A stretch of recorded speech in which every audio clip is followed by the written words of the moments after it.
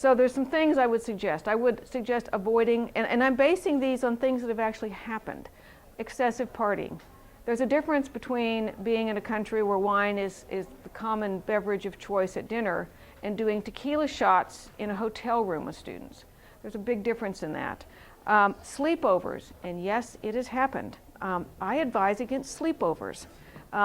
And again, that goes back to what Laura just talked about, but we have had that issue. And I kind of developed, because I think people do better when we make them laugh a little bit, I've kind of decided my own, I've got some new rules for you, which kind of helped me. I'm a big Bill Maher fan, and as you know, his new rules, if you watch him, are always based on things that are really happening. So are my new rules. So new rule, if you find yourself searching the OU website for a university policy to see if you can or cannot do something with a student, the answer is almost certainly no.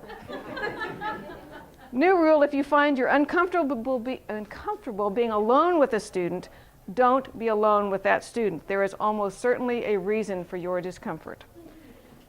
New rule, if you see a student struggling, isolating him or herself from the group, being disruptive, or showing signs of alcohol or drug abuse, call Alice for help. And she will connect you with me, with our counseling center, with Laura, depending on what it was. I actually have one other thing for you, because as I mentioned, and these are available too, I wear the hat of chairing our Norman Campus Behavioral Intervention Team, which is just got more business than we know what to do with it. But that's good. And these are up here. It has the website. It's simplified it now. You can literally go online, especially when we're dealing with time differences. If you have some concerns, you can go online and fill out the online report, and that will actually route directly to me and the other two core team members. And so we can get those 7 days a week, 24 hours a day. And we can start the process on Norman time of getting things started through the process of helping people. We can contact a troubled student with a counselor. Now, I will tell you, online counseling, Skype counseling, and telephone counseling is not realistic. What we can do is a crisis intervention with a counselor. We've been dealing with an issue in Arezzo this week. But the idea that we're going to get on Skype and meet once a week with a student and a counselor, that's not realistic. If we have a student that is incapable, that needs that kind of counseling, and it's not available locally, and they are unable to continue in the program without regular counseling, they need to return home. But we can certainly do an intervention and help figure out what sort of situation that student is in. I'll tell you, our counselors don't like Skype either. They would prefer to work on a telephone line because it is secure. Skype is not secure, and this is a highly confidential interaction between a medical person and a patient, and they prefer for that to be a secure connection. So Skype's great for, talking about what you did today, but not so great when you're dealing with something that confidential. New rule, if a student threatens him or herself or anyone else, know what your emergency protocol is for that site and call Alice immediately, or the 24-hour line. And again, if a student, I would define threatening themselves, if they are incapable of taking care of themselves, they are a threat to themselves. So that can be psychotic, is anybody here a psychologist? Because I wouldn't want to pretend, oh great. All right, well, you can tell me if I'm stating this correctly, but we have found that this age, and research has found that young men at kind of traditional college age, that is often when they have their first psychotic break. We have seen half a dozen of those this spring, and I mean complete psychotic breaks. And it happens, and there may be absolutely no history of mental health problems with these students, and something happens when they're abroad. And again, the best thing you can do is to get them immediate help so they aren't harming themselves, and if it's that level, they need to come home, okay? New rule, if you or any student in your program feels in imminent danger, call local law enforcement immediately and make sure you have that information in hand when you arrive at whatever your destination is, and that they know what it is. Because, every now and then I'll have somebody call me and ask me if they should call 911, or will I call? No, don't ever call me first. Call for help first, and then call me and tell me what you're doing.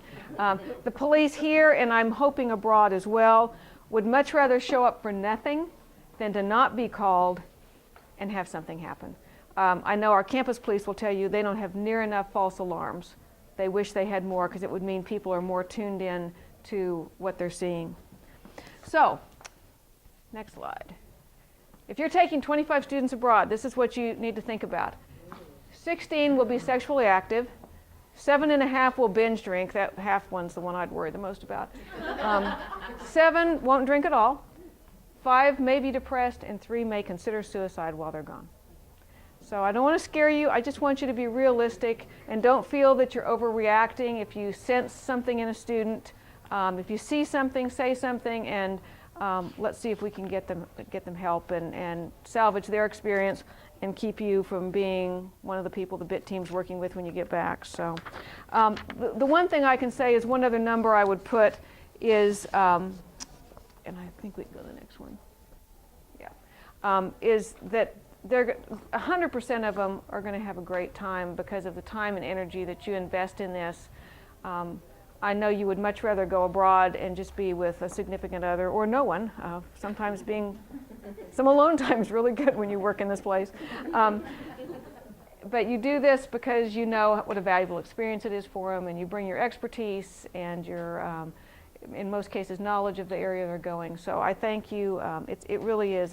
Some of the nicest time I have with OU students is listening to their study abroad experiences and how it really profoundly changed their view of the world and their education. So I appreciate it. If you need anything, call me. I'm fairly easy to get a hold of. I've got my email is the easiest in the world at susan@ou.edu. I think that's because I had one of the first 5 email addresses at OU 35 years ago. So I'll be happy to help any way I can. And I hope postcards would be great, but if it's a BIT report, I'll deal with that too. So, okay, thanks. So in 1986, a 19-year-old student, Jean Cleary, she was raped and murdered in her campus dorm room. The reaction against unreported crimes on several campuses across the nation led to the enactment of the Jean Cleary Disclosure of Campus Security Policy and Campus Crime Statistics Act. All public and private post-secondary institutions that participate in Title IV financial aid programs must comply with the Cleary Act, which is enforced by the U.S. Department of Education. The 2005 edition of the Department of Education's Handbook for Campus Crime Reporting, which provides guidance on the Act's requirements, contained little mention of Cleary Act reporting obligations for study abroad programs.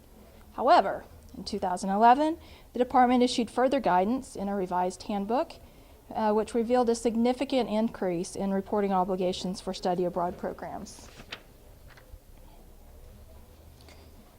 In general, the Cleary Act requires all institutions to collect, classify, and count crime reports and crime statistics, to issue campus alerts in either the form of a timely warning or an emergency notification, to publish an annual security report, and to submit crime statistics to the Department of Education.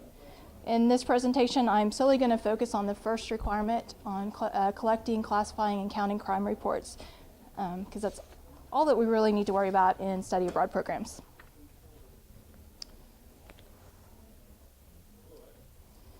When collecting and counting crimes, an institution must disclose statistics for crimes which occur in 3 Cleary Act specific geographic categories. Therefore, it's important to understand the Cleary geography, because crimes which occur outside an institution's Cleary geography are not included in the statistical disclosures. The 3 Cleary Act specific geographic categories are on-campus property, public property adjacent to and accessible from the campus, and non-campus property.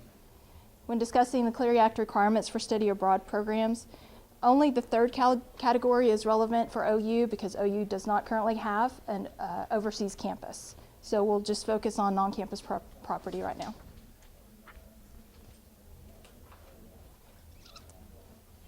Non-campus property overseas is space that the institution owns or controls, which is used to support the institution's mission and is frequently used by students. The Cleary Act states that controlled by means that an institution rents, leases, or has some other type of written agreement for a building or property or a portion of a building or property. And even if no payment is involved in the transaction, under the Clery Act, a written agreement for use of space gives the institution control of that space. And that written agreement doesn't need to be formal. It can simply be an email that states we're going to be using that space. And the Department of Education has also stated that if students are involved in a study abroad program for which there are overnight side trips to various locations and the same hotels or hostels are used on a regular basis, the institution controls that space during the time of stay, even if it's just a hotel or hostel. An institution is only obligated to report crimes which occur within the time frame in which it controls the space. So, in other words, the time period specified within the written agreement. Additionally, an institution is only obligated to report crimes that occur in the specific rented section or any common areas of the building that are accessed by the students. So common areas would be stairways, elevators, and usually the main lobby. An example of a reportable crime would be if OU rents a classroom at the University of Oxford. The agreement specifies it's rented only on Monday through Thursday from 8 a.m. to noon. A crime that occurs on Wednesday at 9 a.m. is reportable. However, a crime that occurs on Friday at 9 a.m. is not reportable because the crime did not occur in the time period specified in the agreement. Another example is if OU rents an apartment on the 3rd floor of a building. A crime that occurs in the stairwell is reportable, but a crime that occurs on the 5th floor of the building is not reportable because it's outside of the space controlled by OU.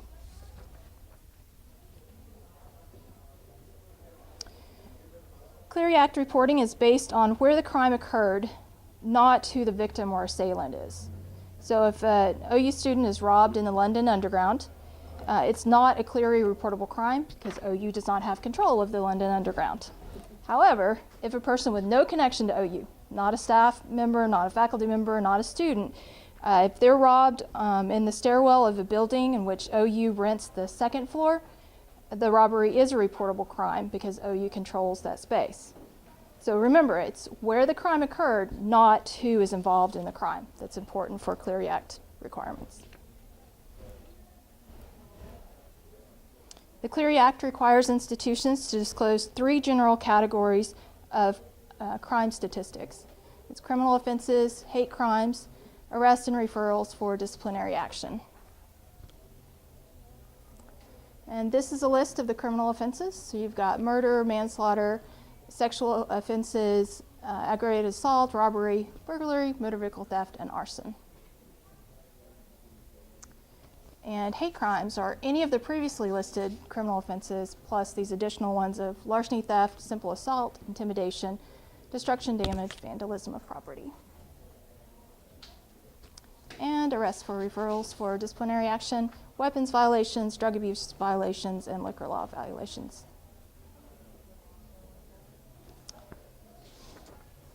Institutions are required to collect crime reports from individuals that are designated as Campus Security Authorities, or CSAs for short.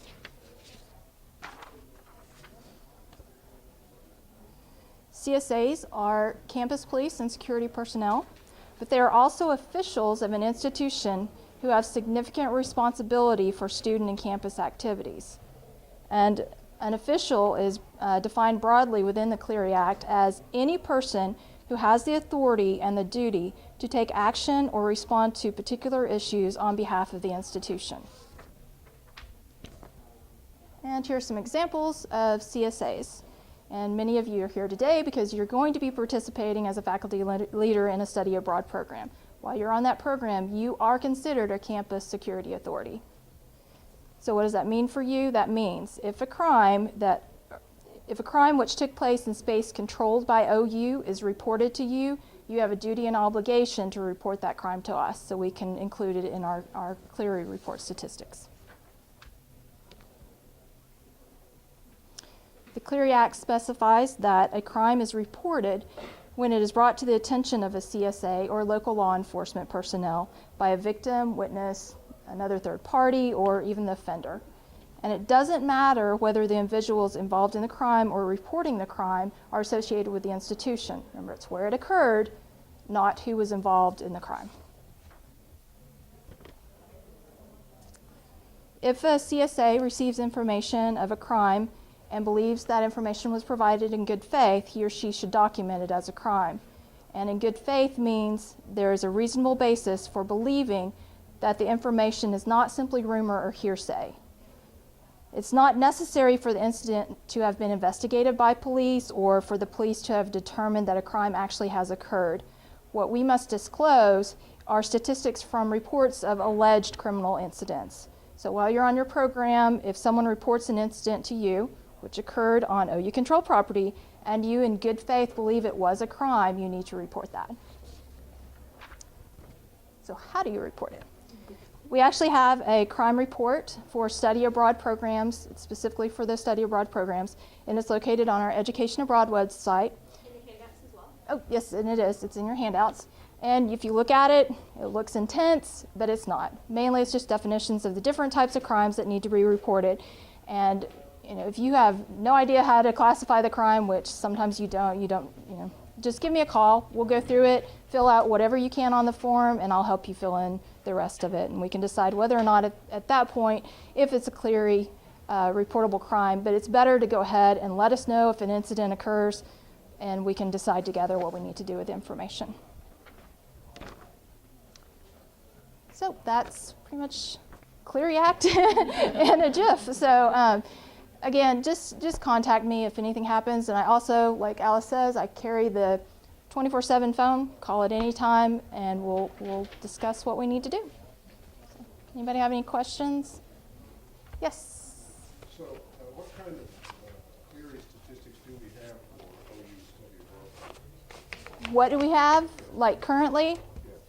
OU and Arezzo is pretty much what we've only received last year. We did, I believe you might have received one as one of our liaisons, an email from me asking you to send a statement out to all of your faculty members or staff members who were on study abroad programs last year if they knew of any incidents. So we just really started last year collecting the information because it wasn't until 2011 we were required to do so. So this year we're upping it a little bit and asking anyone to respond or to report to us if something occurs.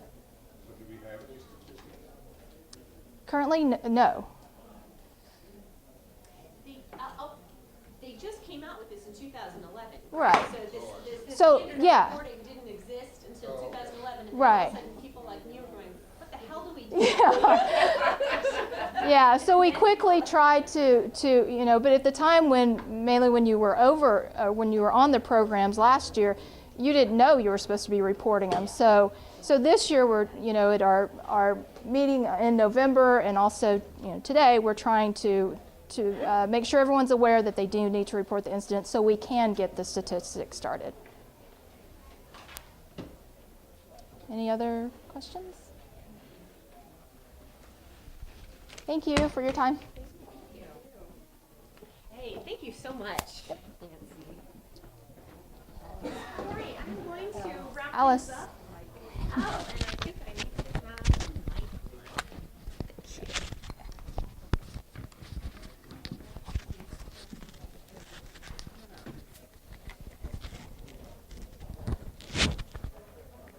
Is it on, Tina? Okay.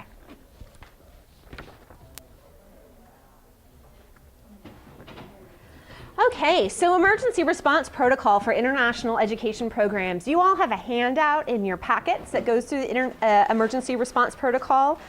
Basically, I thought what Susan was saying was very useful about don't call her to ask if you should call 911. If it's actually an emergency situation, you want to attend to the well-being of the student, promote the well-being of the student, act in a way that is going to promote their well-being, and stay with the affected student. And so this is an important thing to come across, is that if you're doing, for example, you're going up Machu Picchu and a student has fallen and they've broken their ankle really bad, you don't want to put other students in charge of them and go off yourself and run help. You want to stay with the affected student, and you want to send somebody else to be going to help. So you want to stay with that affected student in that kind of situation. Medical in nature, you want to get Frontier Medics in the loop as soon as possible. One, so that they can start the insurance claim process, because there's probably going to be some money that's expended. And two, they can give you some guidance on local hospitals and procedures and things to call, and they're just going to be a really good source. And on the emergency response protocol, we have both the 24/7 OU emergency line, and we've also got the 24/7 emergency line for our insurance provider. And so you can call them collect. They have on their website, which all of you will have after you register, a number of also local international contact numbers, which you can use. So I think most of the countries where a lot of students go abroad, they have local numbers that you can call to get resources and information from them. So after you've dealt with securing the immediate well-being of the students or the student or students in question, as Nancy was saying, and I think we keep underscoring this in many different parts, contact our office to report the emergency so that we're aware of the situation and we can assist you in next steps and also be doing our duty in terms of reporting these matters. Document the steps taken and facts observed. I was talking about maybe having a little logbook where you're writing down difficult conversations you've had with students or expectation settings that you've done with students, and I think it'd be helpful to have just a little log where maybe you're keeping track of your expenses in that as well, but you're just making a note of, okay, it's June 6th and morning in Machu Picchu, student went down. And just because as these things can evolve, it's really easy to sort of forget what the details and facts were, and you may need to be communicating some of that at some point. So again, if you're just noting the facts as they happen, that can be useful. We do want you to exercise discretion in communicating the incident to others and honoring the confidentiality of those that are involved, particularly if it's a sexual assault type situation. You want to not be sharing information with other students in the group and kind of containing that information as much as is possible in that situation. Contact us and we can give you some guidance on that. Yes. Yes. Question. So, a female student on your program is raped. Yep. And the parents find out about it Yep. through other participants in the program. Yep. But we're not going to talk to the parents. We're going to call you. You're going to call us, and we're going to handle a communications plan. What we'll do at that point is we've enacted the emergency response protocol, because that would be an emergency. That would be okay. So let's go to examples of emergencies: hospitalization, physical sexual assault, missing person, arrest, political emergency, natural disaster. At that point, you've contacted our office, we've enacted the emergency response protocol, and we're figuring out a plan on our end, and we're leading you through the steps of the communication. So that's right, you don't need to be talking to the parents or answering phone calls from parents. Be directing them through our office so we can be working with you on a communications plan. Suppose it's not reported to you by the student, and you hear about it 72 hours later, because one of the other participants comes up to you and says, this person's really kind of upset. You say, well, why are they upset? Well, they were raped 3 nights ago in wherever. So you've heard about it secondhand, and it's beginning to filter through the social media to the parents, and it's, But the student, him or herself, is not coming forward. That's right. So what do we do then? Nancy, you want to take this? Do you want me to take a stab at it? Okay, well, I mean, in this situation, I guess it really depends on the nature of the situation. I mean, definitely I would call our office to bring us in the loop, and we'll see what the specific thing is. And so it depends on if this is a kind of a rumor or like a Mean Girls scenario, or people are spreading gossip and rumors about each other, or if this is credible information of a crime that happened. And so that's going to be a really situational context. And so it's difficult for me to answer that unless it's really, really specific. I mean, in general, my feeling is that if somebody is the victim of or a survivor of the crime, I think he or she should be directing how that information is communicated and how she wants to move or he wants to move forward on that. And so it is a difficult situation if you're hearing stuff third hand and not from the person themselves. On the other hand, if you're getting credible information and it's starting to impact your program, in this case, yeah, you'd probably want to get our office involved, and we would think through, and I'd probably call Susan Sasso and go, okay, how do we handle this one particular situation? Because quite honestly, that's how we respond to emergencies, is we've got a lot of protocol in place, but all of them are going to be very particular, and so that's why we have a council. We have a safety and security council. We have other people that we get on campus, and we share information and then determine action plans based on that. Yep. Yeah, I'd be happy to maybe add some information. Thank to that, you. If you don't mind. Please. In the scenario that you describe, where you as a university employee received notice that there was a sexual assault on one of our students, then under Title IX, we're obligated at that point. You're obligated to report that to the Title IX office. You're a mandatory reporter under the law. So Laura would have. I have no proof. No, it's not about proof. It's about you receiving credible information that a sexual misconduct incident has occurred with one of our students. So regardless of the student's wishes about being, about informing, reporting, pursuing, we have an obligation as employees, as mandatory reporters, to let the Title IX office know so they can begin an investigation. Yeah. And as a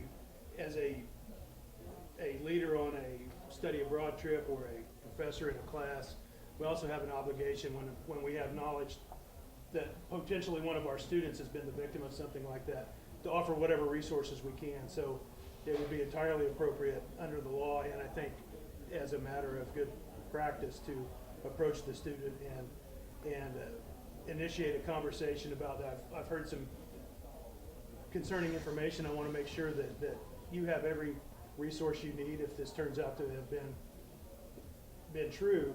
Then I want to make sure that we're offering every assistance to you that we can. Yeah, and then you can have that conversation about you can report this confidentially to the extent we're allowed to do that. If it's another student that was involved as the perpetrator or the alleged assaulter, then we might not be able to honor that confidentiality to the extent you'd like. But we do need to make sure that you have every resource that we can make available. So we actually have an obligation to inquire discreetly as to whether it's true or not. Well, that part of it, that investigation part, is really going to be directed by the Institutional Equity Office, because the law places the burden on them to investigate. But because you're not in America, where it makes it much more difficult, you may be required to assist. Yeah, I was just, okay. I mean, if information like, That's a good thing to know, because yeah. when we're on hand, and the dynamics of the group is going to be affected. Absolutely. Yeah. Then we actually, under Title IX, have an obligation to ask discreetly. If the student refuses, then we report it back here, and then there's nothing else we can do. There may be nothing else you can do. You'll certainly get, once you make that report, you may get some additional guidance or suggestions, or there may be something identified that you may be required to do. But absolutely at the initial level, you're required to report it and then approach the student, the affected student, and at least try to offer the reporting mechanism, any assistance that we might be able to provide. This is really important, and I'm really glad Steve is here, and I just learned that he's a director of student conduct, which I'm thrilled to hear about. It sounds like Student Affairs poached you from the legal office. Are there any other questions along this vein that folks would like to ask? Yeah, I'll ask another one. Yeah, good. Since I like to ask, on property crimes, like theft of cameras, theft of laptops, because our students have nice stuff, and they get nice stuff to take with them, either to take pictures or to, and it was interesting to hear about now we need to report, like I had 3 laptops stolen from our program in Rome. So I'm gonna have to report that. I don't know what kind of laptops they were, and, okay, they were taken out of a classroom, strangely enough. So now I have to report that. So I'll have to contact the students who lost the laptops and find out what kind of, I mean, I have to go through this protocol. So if a student is on the Rome Metro and loses the camera, we don't have to report it, right? Are you talking about Clery Act reporting? I'm talking- You're just Unless talking it's a about- hate crime, larceny or theft is not a reportable crime. Oh, it's not. No, it's only aggravated assault, there was a list murder, manslaughter, Oh, it's a- sexual offenses. Oh, I thought it said theft. It did, but only if it's a hate crime. So if Oh. that's related to a hate crime. Correct. A hate So just a petty crime that, you know, if somebody lost a camera or something, that, no, you don't need to report that to us. Monica? Well, but what should we do? Yeah. Yeah. Dealing with that a lot with someone, and that's a good question. What? Okay. Not legally, but what do you recommend? Okay, this is actually this is my next slide. Is these are not emergencies, but these are things that I would like, not as a lawyer, but as somebody who works in the Education Abroad office, to know about. Is if you're having loss of passport or pickpocketing or having computers stolen. And the reason I would like to know that is that then I can share that with our advisors, and we have just anecdotal information that we're then sharing with students about, gosh, you really have to watch out about where you put your laptop. So that's helpful information to have. I think all of us who are advising students going to Italy are going to say, yeah, theft is a real issue and it can happen in the classrooms, and you're really going to have to keep your eye on that. And so that's more information that then we can use as study abroad professionals to be giving better advice to our students. And so it's not something where you have to call a 24/7 line or report it to the Clery office or do these sort of legal requirements, but for me it's helpful to know about that. Yeah, particularly if we're seeing a big pattern of like, gosh, every student that gets off on this metro site, 6 out of 7 of them have gotten pickpocketed. Well, maybe we need to look at, is there like an alternate route that we can be using? Or I just think it's good information to know for program planning.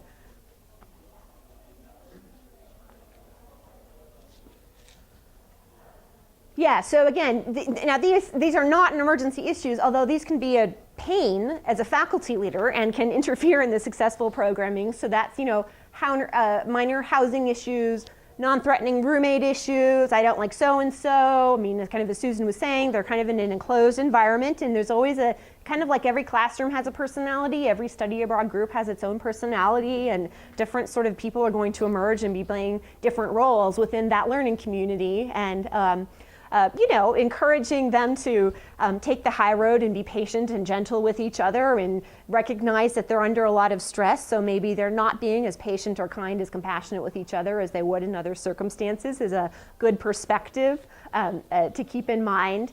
But it is good, I think, as faculty leaders to be keeping your pulse on the group.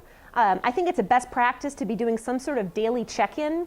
And so it doesn't have to be super formal. It can be like you're all on the bus going to something and just like, hey, everybody, what's going on? How's everybody feeling? Everybody's, are you eating well? Are you sleeping well? How are you doing? And just kind of be communicating to them that you're open to hearing things that are going on. And by keeping kind of a daily pulse on the group, you can sometimes address in that moment issues that would otherwise spiral up and escalate. And, oh, so-and-so has been mad at so-and-so for the last 7 days, and now they're fighting and they won't talk to each other and they don't want to sit in the bus next to each other. And maybe if you're kind of keeping a pulse on that on a daily basis, that's something that's not going to escalate.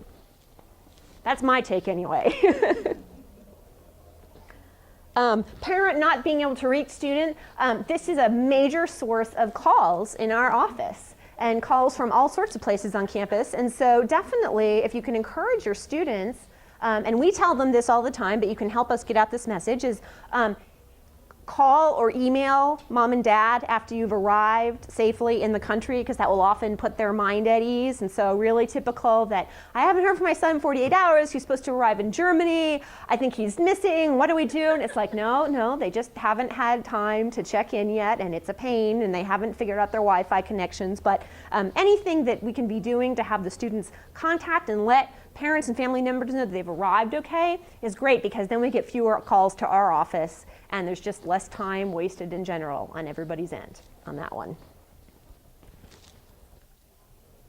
For mental health and study abroad, this is not really my area of expertise, but I think it's good to focus on sort of observable behavior. And so a student can have a depression or anxiety diagnosis and all this stuff, and you're not their psychiatrist or psychologist. So that's, I mean, to some degree, not really your concern. Your concern is what are the actual behaviors that are happening that are impacting their ability to show up to class, impacting their ability to be a successful member of the learning community, this sort of thing. And so if you're seeing, again, threatening themselves or threatening others, then that's a big deal. You have to, bring that up. If students' behavior is hampering the ability of other students to fully participate, then that's something that you want to escalate. But if it's just that, they happen to have a diagnosis and they're talking about that, well, that's pretty much what, like 50% of college students now? I'm going to get in trouble for saying that probably, but that's just a changing culture that we have right now. And so really, I'd say focus on, the observable behaviors and what is impacting the ability of the student to perform and the learning community to succeed. Okay, questions so far? I think we've already had some really great questions, which I really appreciate. So I want to encourage you to take this time right now to ask some questions. I have a couple of, would people like to go through just a couple of scenarios to kind of try out the knowledge we've learned on some specific cases? Okay, we're going to do that. And then I think we'll be able to wrap up and let you guys out of here before 2, which I bet will make everybody happy. Oh, and before I go on to that, I invited a lot of my staff from the Education Abroad office here so that they could be hearing kind of the spiel that we're giving to faculty members. And I want to acknowledge and honor them for the great work that they're doing and have them stand up. So Brooke Hammer, do you want to? Hi. Brooke, do you want to tell what you advise for? Yes. So I advise right now because we just lost Kai. So I have Latin America, Spain, UK, France. So if your kids are going there, you can also ask them questions about visas and stuff. If that's coming up, I know probably more about that, like quickly kind of currently than you may. So. Then most people on campus do, I'm sure, about French visas. Yes. Yeah. I'm available. My name is Brooke Hammer, B.Hammer, like the tools. So. Shanna? Hello, I'm Shanna Vincent, and I am an advisor in the office as well. And currently, I do not advise for Eastern Europe, German-speaking countries, France, Italy, Spain, Latin America. Everything else is mine right now. So, right now, that's kind of the Kai transition that we're dealing with as well. So, if you have any questions again about any of those areas, I'm happy to help you out as much as I can. I'll find the answer and tell you. Nicole. I'm Nicole Bisbee, OU Norexo, and Journey programs. A lot of you look very familiar. We've spent a lot of time talking about Orexo and planning trips and proposals and those kinds of things. So visa questions about any of the journeys, any OU Norexo, that's me. And Tina, oh my God, Tina, who is the glue that holds our office together, who is back there recording, who is the coordinator for incoming exchange students, and you will also be working with her on doing your faculty registration. Tina, I just have to give her an applause in front of everybody because she, thank you. Okay. We'll talk in August when I'm sending you all those emails to put exchange students in your class.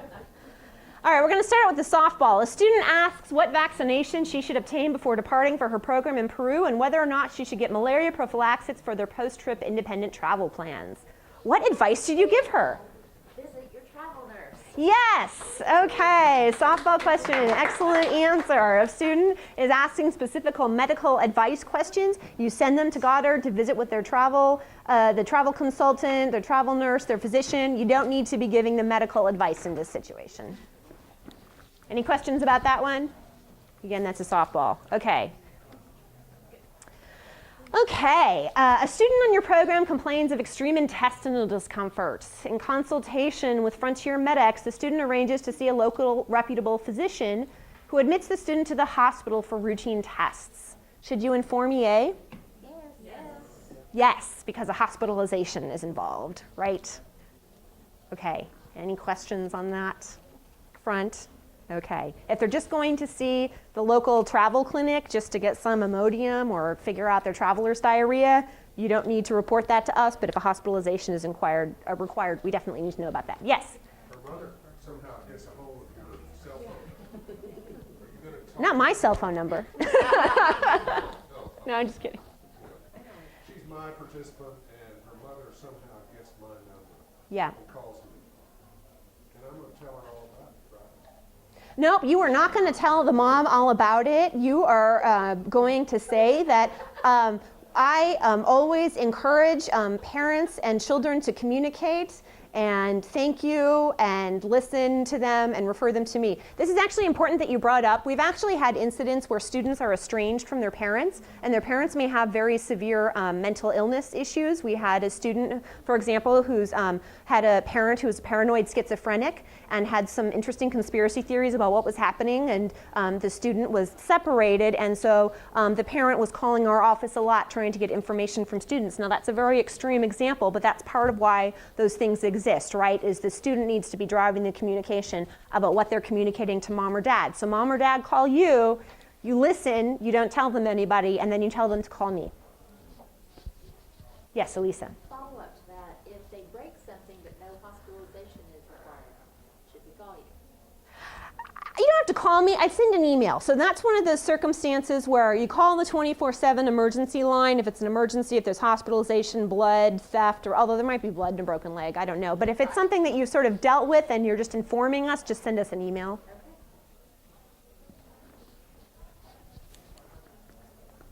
Oh, right, you wake up at 4 a.m. to the sound of clanging and raised voices from the hotel lobby. You go downstairs and discover one of your students obviously intoxicated and vomiting into a plant. The hotel manager is angry and upset. What do you do?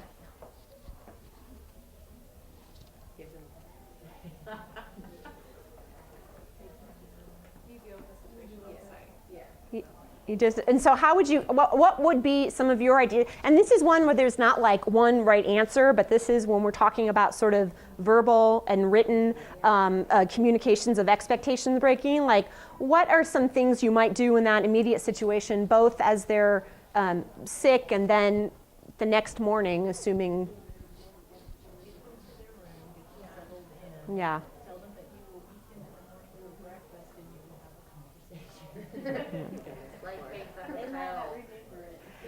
Now in vomiting situations, this is a gray area because if the student is really, really sick and blacked out and vomiting profusely, you might need to take them to the hospital. And so depending on what the student's situation is in this, you might want to get out your handy sheet of emergency contact information and either call a hospital or get in a taxi with that student to a hospital and have them admitted. So this is where kind of the obviously intoxicated, it's a question of is this rising to a medical situation or not? And you're frankly going to have to making some of those judgment calls as a faculty leader. Any other suggestions or tips or thoughts about this example? I find out who they were rooming with in the hotel. I get them out of bed and tell them to come down and call that person upstairs, and I'm going to turn and deal with the hotel manager. And then the next morning I would deal with the student. I would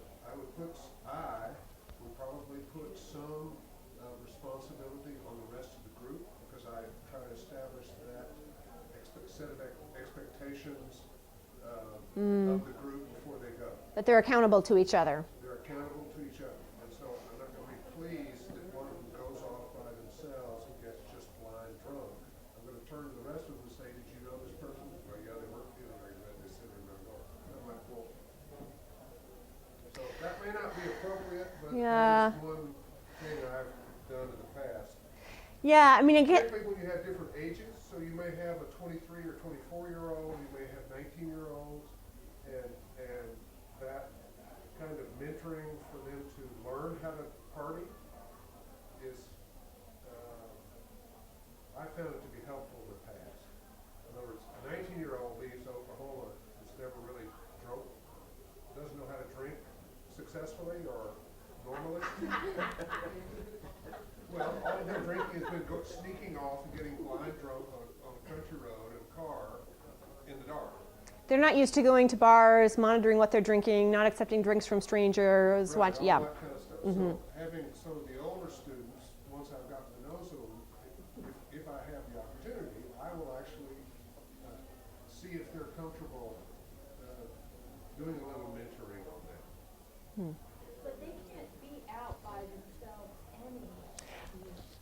this is a very good point, is really this situation shouldn't be happening because the buddy system should be a pretty hard and fast rule that you've established. And we reiterate this a lot to students, that they need to make a plan if they're going to go out to a club. And we talk a lot about sort of club safety because, as you said, because of the drinking laws in our country, a lot of them are used to drinking in sort of clandestine home situations. They're not out and about in clubs drinking. And so really teaching students about predator drugs and not accepting drinks unless you've seen the bartender prepare it and have taken off the top. This is a big part of the safety. And the buddy system is a huge part of this minimizing risk in terms of going out in situations. So you tell them, make a plan to go with your friend and make a plan to leave with your friend and make a deal with each other that if one of you wants to come home, whatever, you have your hand signal, you have something, but you go together and you leave together. So absolutely, this is a very high risk situation in the sense that that student is coming home by themselves, and wow, were they in a vulnerable situation. I'm actually kind of glad they just made it back to the hotel. We had one instance like that last year. A young man went out with one of the girls in the group, and then he wasn't ready to come home, and she ended up walking back to the hotel in a very large city by herself. And anyway, so we had a stern conversation with him that would never happen again, or else he would be gone. Yeah. And he Yeah. understood, right? Did he get it? Yeah, he got it.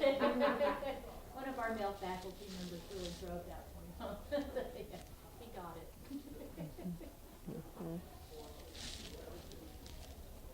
Good.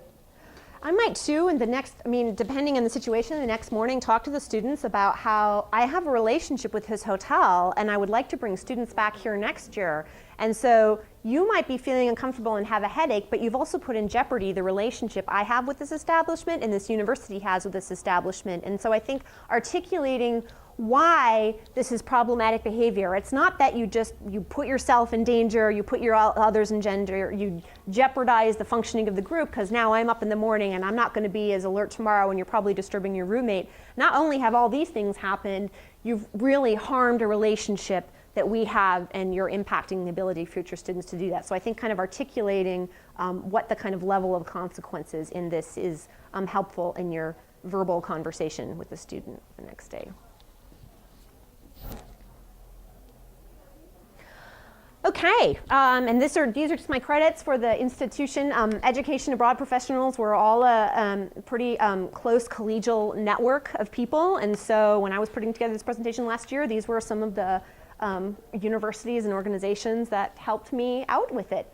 And if you're curious in terms of looking at further information on best practices in the field, NAFSA, Association of International Educators, has a really great website, and they've got a book, and it's in my office. If you ever want to look, I've got like a pretty big library of study abroad resources and assessment tools and planning things, and I'd encourage you to come take a look. They have a good program and faculty-led short-term programs that like nice little book that covers some of this stuff. And then the Forum on Education Abroad is another really good resource for some of this information.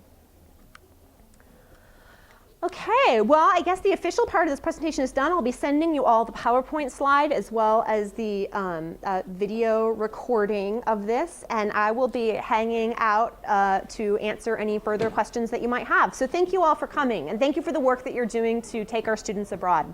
I appreciate it. Thank you.